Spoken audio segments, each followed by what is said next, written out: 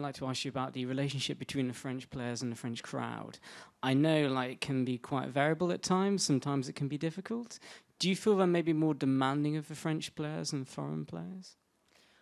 Demanding, what do you mean? Like, demanding for who? They can be, they expect so much. Oh, well, the French crowd was great today, and I think it depends of how you're behaving on the court, I guess.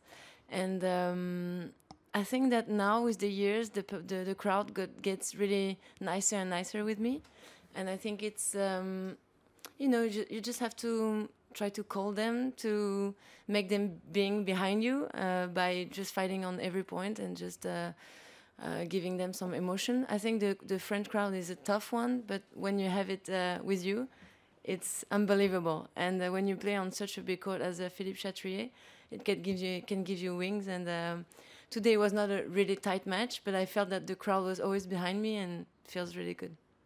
Do you feel that the crowd sometimes tend to get behind the French male players a little bit more than the female players, or? Yes. Yes, I think so. I think so, maybe because the men's French player have more personality, I don't know, more character.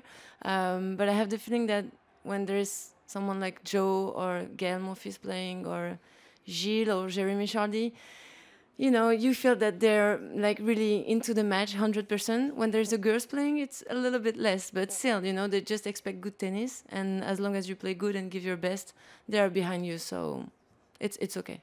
The difference is not huge. Yeah, just one more question. When, for example, like last week in Strasbourg, the crowd are not being quite so nice, how do you deal with that? During the match, I try to forget about it. I just try to stay focused on my game and don't think about it, because it's really tough to deal with a tough opponent and a tough crowd, especially when you're home, which is weird.